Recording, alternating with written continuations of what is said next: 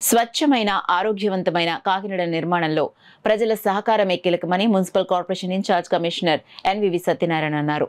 మంగళవారం ఆయన సర్కిల్ 5, 7, 11, 12 పరిధిలోని పలు వార్డుల్లో పారిశుద్ధ్య పరిస్థితులను ప్రత్యక్షంగా పరిశీలించారు.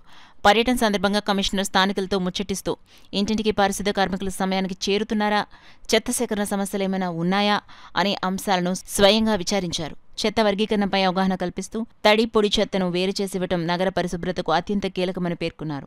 కార్మికులు రాని రోజుల్లో చెత్తను రోడ్లపై వేయటం పూర్తిగా మానుకోవాలని, ఇంట్లోనే నిల్వ చేసి తదుపరి రోజు ఇవ్వాలని పిలుపునిచ్చారు. పరిశుభ్రమైన కాకినాడ కోసం ప్రజల భాగస్వామ్యమే ప్రధాన శక్తి.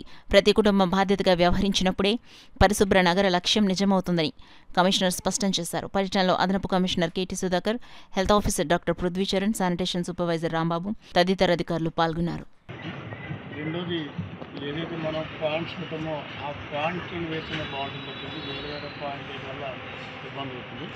అది మూడోది ఏంటంటే మన ఇల్లుని శుభ్రం చేసుకునే సమయంలో ఎంత నీట్గా ఉంటామో వీధుల్ని కూడా ఆ విధంగా నిర్వహించే విధంగా చూడటం ఒకటి. మూడోది, ప్రజలకు అవేర్నెస్ అంటే కొన్ని చోట్ల ఈ టీ క్యాంటీన్స్ లేకుంటే కొన్ని షాపులు ఉన్నాయి, వాళ్ళు యూజ్ చేస్తున్న ఆ ప్లాస్టిక్ గ్లాసుల్ని పెద్ద డబ్బాలో వేయవలసిందిగా వాళ్ళని రిక్వెస్ట్ చేస్తున్నాము.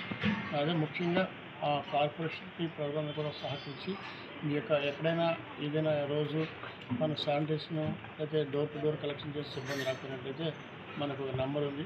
ఆ నెంబర్కి ఫోన్ చేసినట్లయితే మీ ఇంటికి వచ్చి ఈ శానిటేషన్ సంబంధించిన అన్నీ కూడా మనం తీసుకెళ్ళటం జరుగుతుంది. ఇది నిరంతర ప్రక్రియ. ప్రతిరోజు కూడా మనం యూజ్ చేస్తున్న ఈ ప్లాస్టిక్ మెటీరియల్ కానీ చూడటం ఒకటి. క్లీన్ కాకినాడ, స్వచ్ఛ కాకినాడ అనే సంకల్పంతో మనం అంత ముందుకు వెళ్తుంది కాబట్టి ఈ విషయంలో ప్రజలందరూ కూడా సహకరించిందిగా మీ అందరినీ కోరుతున్నాను.